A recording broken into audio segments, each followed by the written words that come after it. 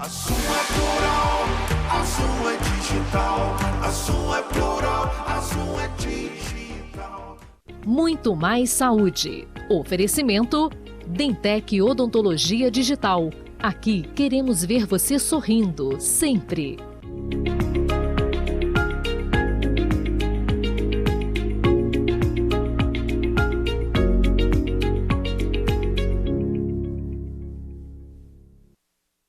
Olá, está no ar o Muito Mais Saúde. Nós vamos tratar de um assunto aqui, que é um assunto pouco falado, mas de grande importância. Nós vamos falar do Setembro Amarelo. Para isso, nós convidamos o doutor Marcelo Ventura Figueira. Tudo bem, doutor Marcelo? Tudo bem, Tudo muito bem? obrigado pelo convite, me senti honrado e prestigiado. E você está a caráter, Tô a está de caráter, amarelo. pra então, gente tá de já... acordo para a gente falar sobre Setembro Amarelo. E aí a gente vai falar desse setor aí da psiquiatria, a gente vai falar de saúde mental, mas principalmente falar dessa prevenção ao suicídio. Então a gente acaba deixando de falar sobre isso e hoje a gente vai trazer essa temática para cá.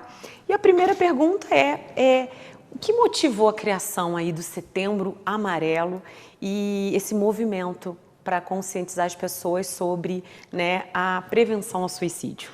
Então, Setembro Amarelo, ele veio de encontro, né, quando houve uma morte precoce nos Estados Unidos de um menino, vou chamar de menino, um adolescente de 17 anos, chamado Mike Emes, e ele tinha um Mustang amarelo. Eu acho que, salvo engano, em 1968, em razão disso, quando houve, né, ali a cerimônia fúnebre, os pais e os amigos se reuniram, entregaram um cartão a todos os que compareceram, enlaçado com um laço amarelo. Aí a Associação Americana do Norte de Psiquiatria entendeu que isso era muito importante comentar, porque já tinha estatísticas, não só na América do Norte, como em outros lugares do mundo, de que o suicídio era tipo uma doença, tipo uma epidemia. Nossa. Tinha muitos casos de suicídio.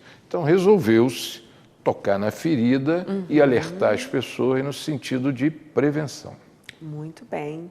Agora, quais são os principais sinais de alerta que quem está assistindo a gente, né, que os amigos, familiares devem observar em uma pessoa que pode estar correndo risco?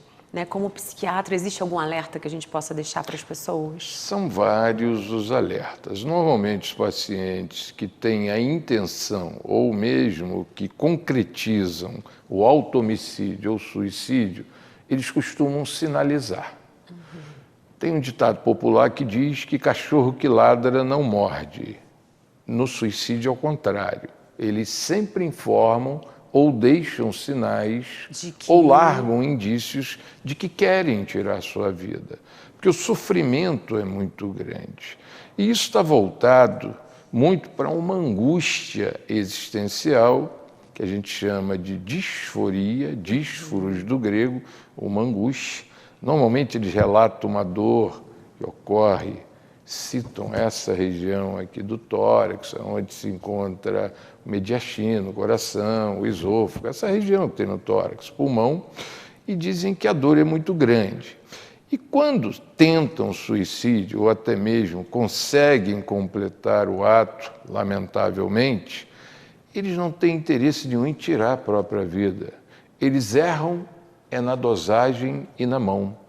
Eles querem matar a dor, a angústia, aquilo que leva eles ao desespero.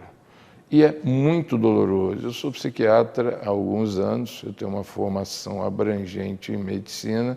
Na verdade, eu comecei psiquiatria há muitos anos atrás, à época até desisti, porque eu fui fazer essa formação na década de 80, quando o mundo vivia o movimento da antipsiquiatria, e o mundo tinha razão, porque a psiquiatria não tinha muita credibilidade. Os fármacos mais produziam respostas não satisfatórias, inclusive com efeitos colaterais graves, e muito voltado para a psicanálise.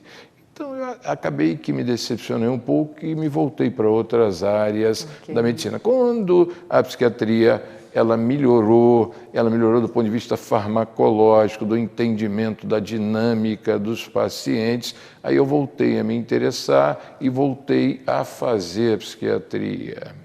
É isso. Muito bem.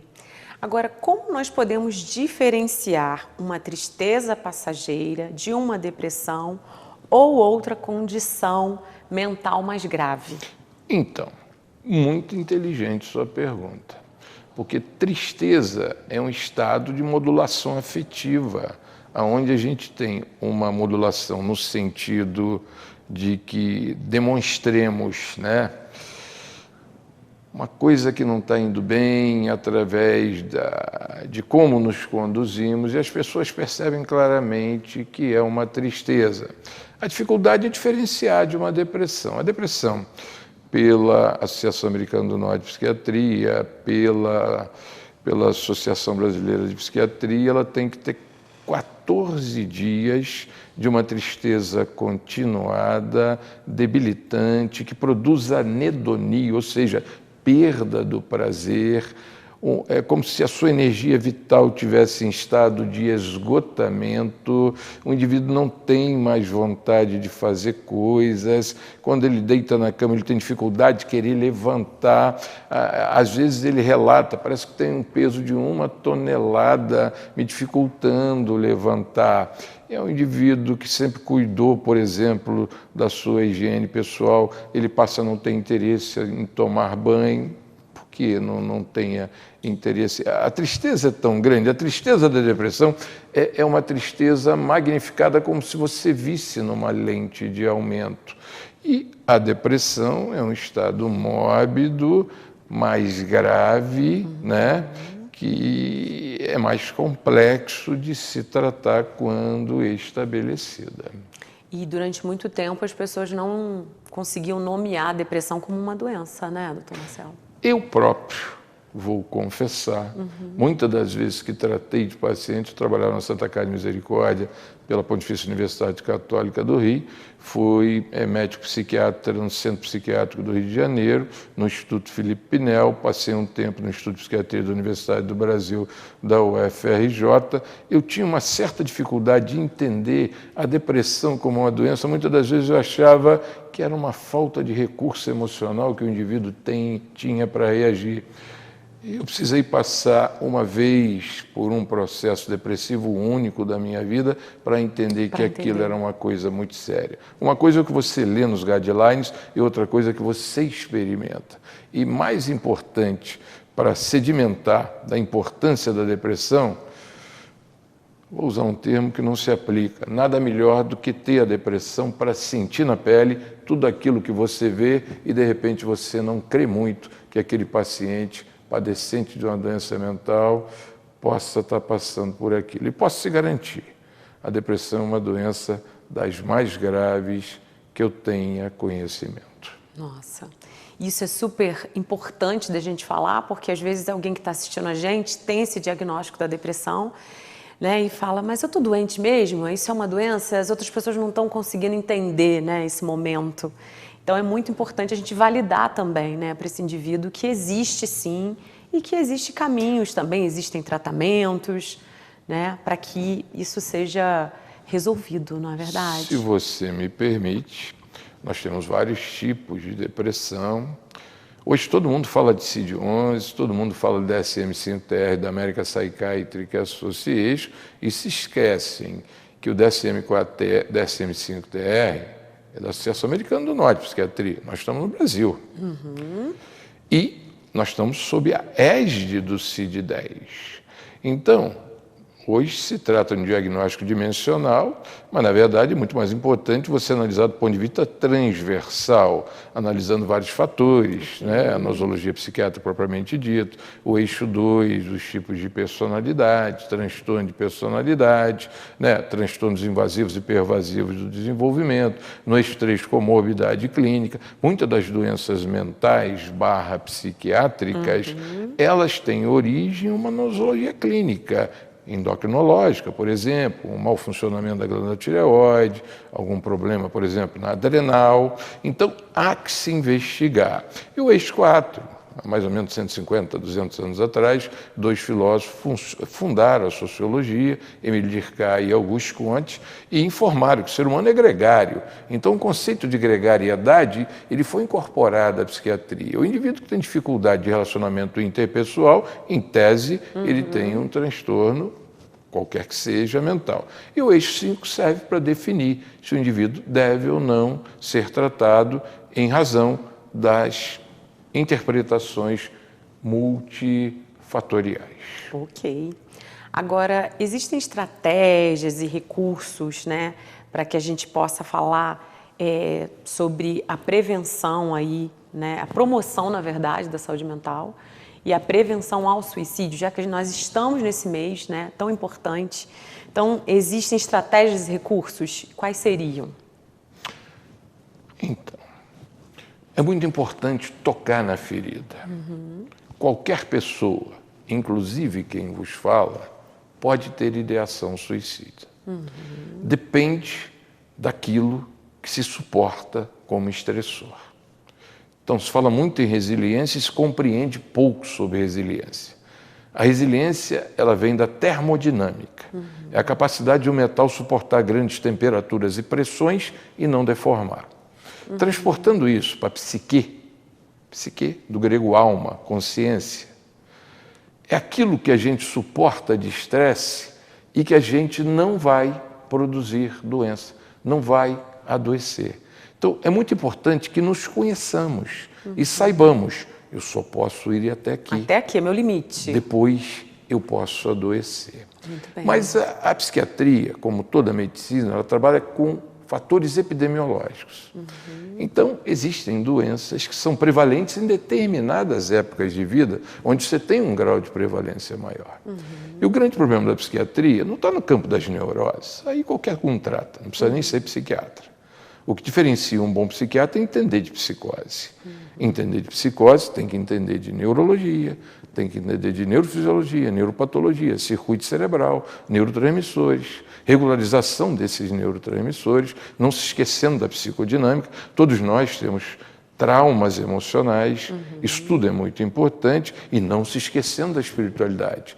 Eu pertenço à Associação Mundial de Psiquiatria, World Psychiatric Association, e ela diz, em todas as associações do mundo, que através da fé, nós temos um departamento de espiritualidade, nós também podemos reforçar o nosso tratamento de modo que recuperemos de maneira satisfatória. Muito bem. Então, a gente tem uma série de recursos que são utilizados, mas lembrando sempre da importância do acompanhamento com o profissional, não é verdade? Porque às vezes a pessoa tem aí essas questões e ela fala, peraí, mas o que eu faço com isso tudo que eu estou sentindo, que eu estou vivendo? Por isso, a importância do profissional, desse acompanhamento, né? Não sei se terei tempo para explicar uma pequena coisa, porque todo mundo fala em mente, mas pouco se compreende sobre mente. Saúde mental. O que é saúde mental? Vai ter o tempinho depois do intervalo. Pois Pode não, ser? pois não. Nós vamos para o intervalo, já a gente volta, não saia daí.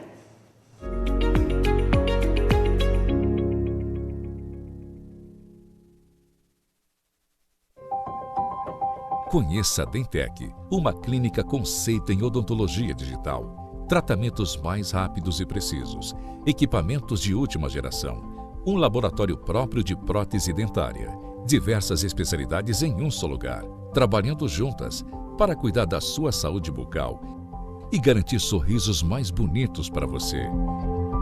Dentec, aqui queremos ver você sorrindo sempre. Somos profissionais que amamos cuidar de pessoas. Trabalhamos com o que há de mais precioso, a vida e pela vida. Aliados com a excelência em segurança, equipados de alta tecnologia, temos a certeza de oferecer sempre o melhor aos nossos pacientes. Tratamento humanizado, dedicação, qualidade, rapidez e diagnóstico preciso fazem parte do nosso compromisso. Hospital Serrano, sempre à frente, por você e para você.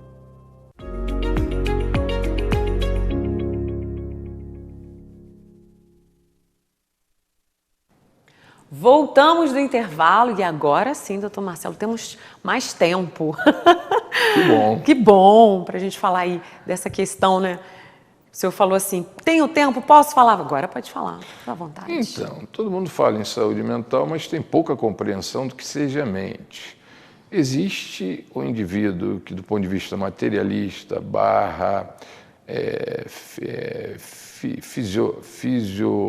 vamos dizer, fisicalista, ele interpreta a saúde mental como se o cérebro, através da sua atividade elétrica e química, produzisse a mente.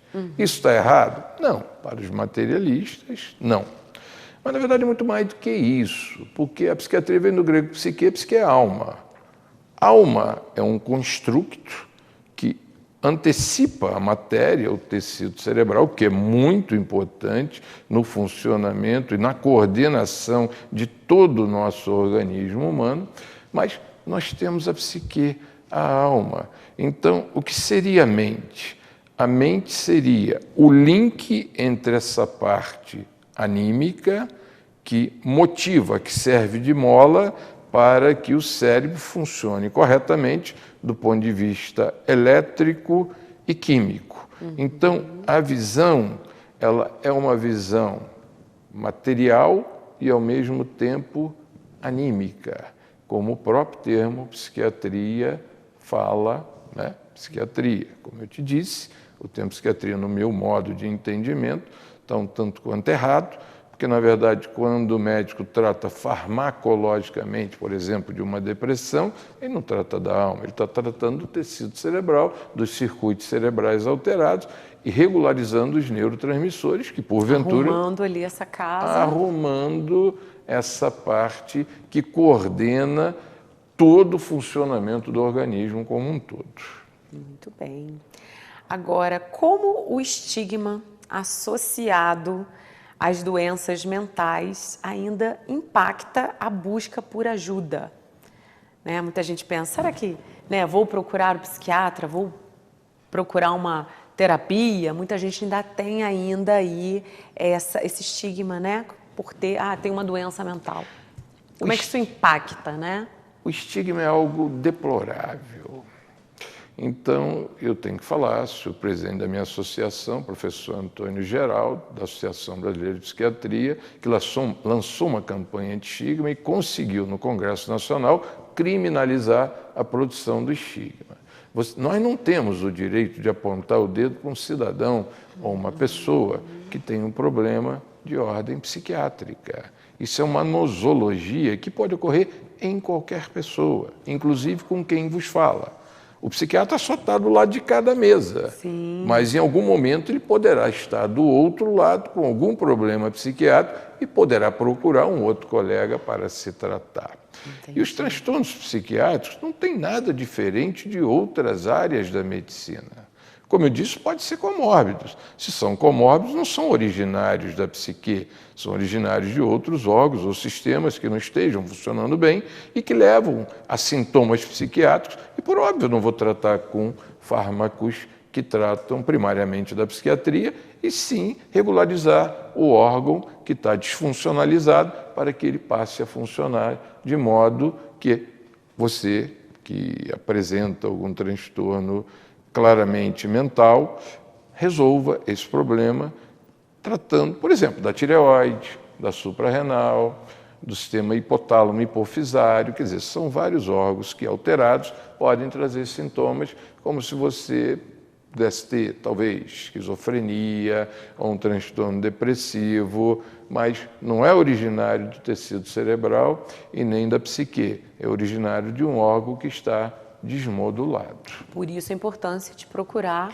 Por isso é importante que o médico tenha uma visão abrangente. Por isso é importante que o médico tenha conhecimento de clínica médica. Por isso é importante que o médico tenha conhecimento de endocrinologia, claro. Não vai conhecer como endocrinologista. Sim. E que tenha um conhecimento, inclusive, das redes neurais. Porque nós estamos tratando não só da psique, mas também do sistema nervoso central e periférico.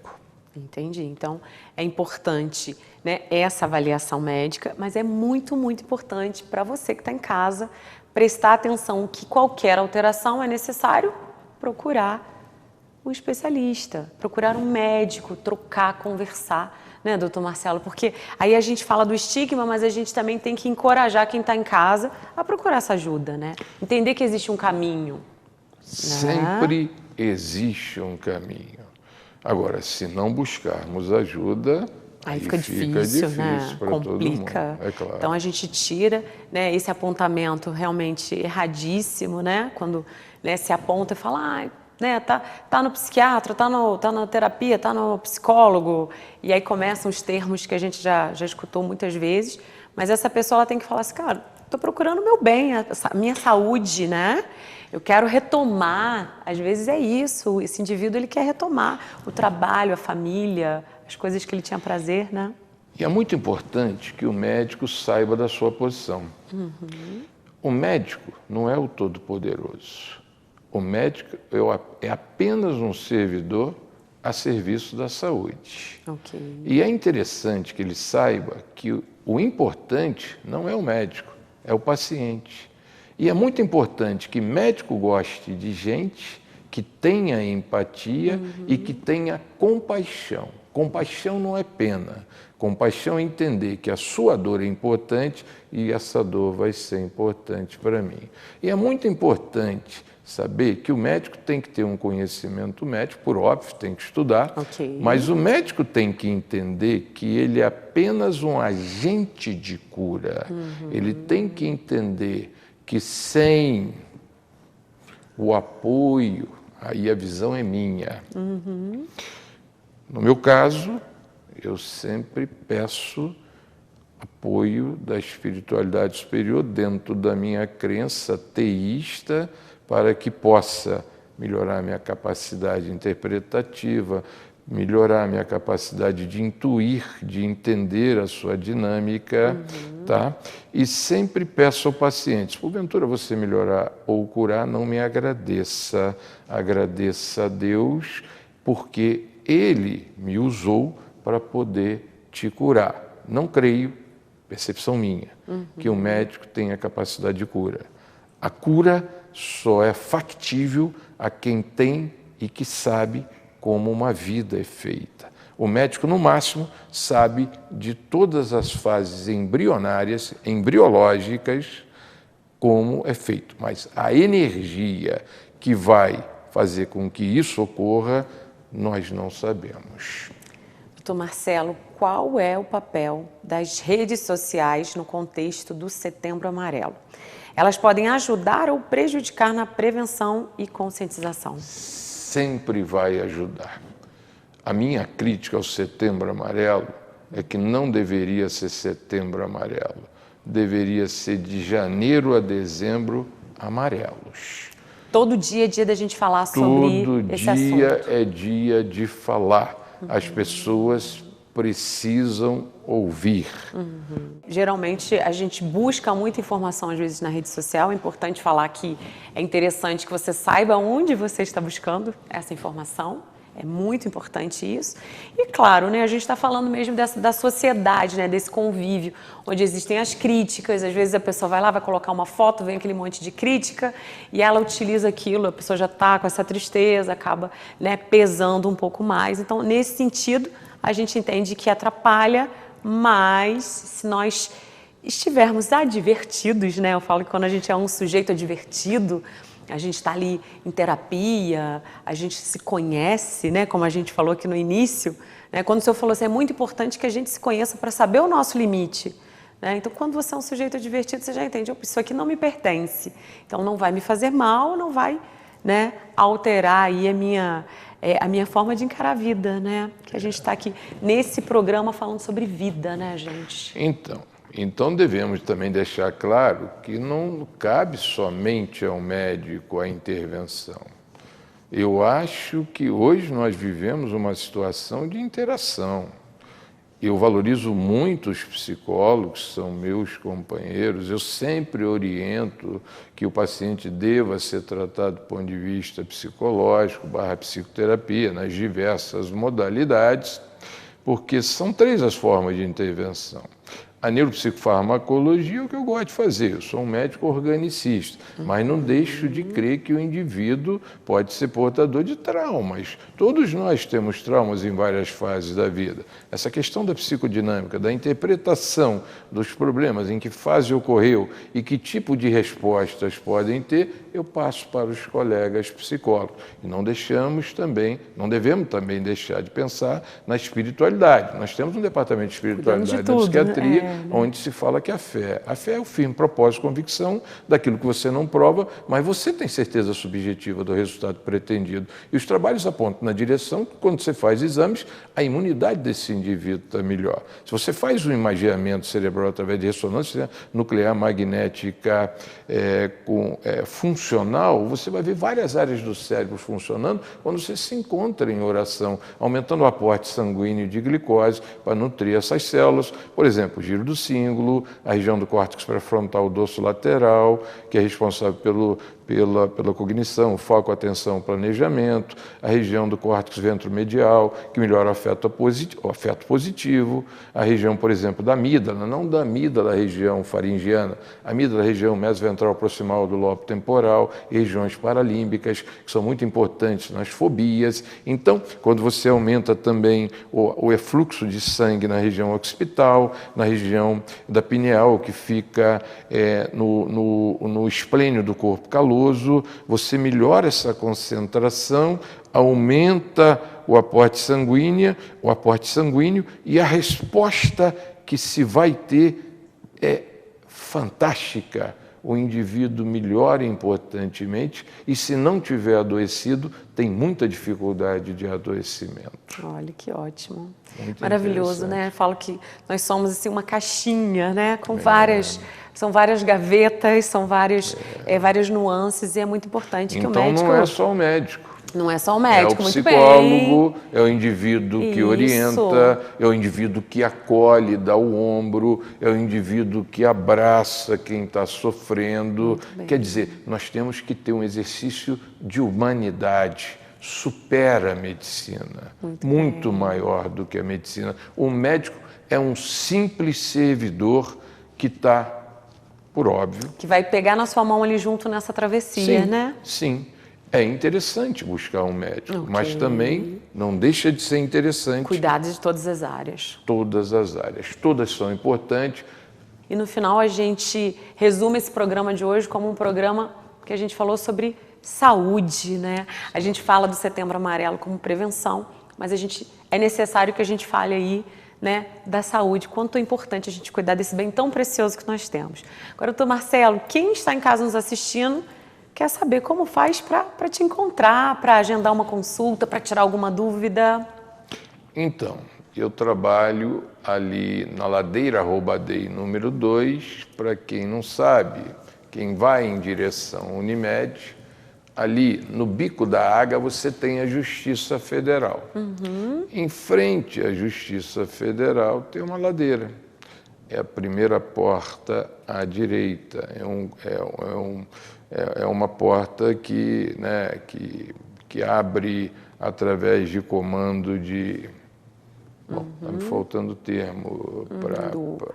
Mas aí tem como interfonar? Interfonou? Interfonar, e tem 3 telefones, né? Eu tenho, por exemplo, o meu Instagram profissional, que é o marceloventura.psiquiatra. Lá você encontra, inclusive, os 3 telefones. Se porventura se interessar, é ali que eu me encontro atendendo terças e quintas.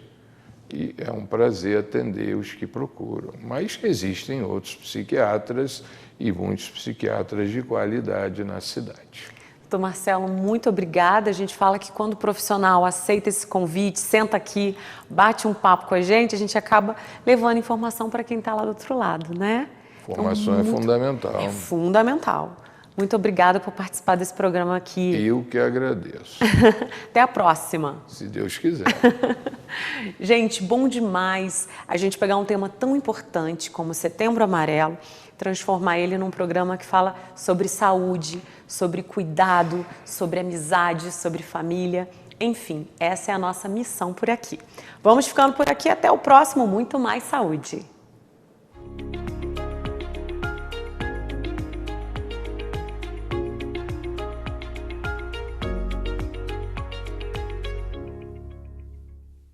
muito mais saúde. Oferecimento Dentec Odontologia Digital. Aqui queremos ver você sorrindo sempre.